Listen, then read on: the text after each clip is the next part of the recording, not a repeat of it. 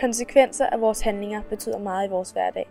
Men hvor meget betydning er der lige tilbage, når al betydning er fjernet, og det hele er lige meget? Intet. Så vi vil udforske, vi vil provokere i ly af nattens mørke. Carpe diem, grib dagen, selvom den ingen betydning har. Altså det betyder ikke noget som helst, altså det har ikke nogen betydning for os.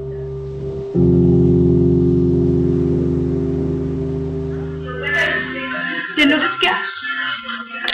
I aften.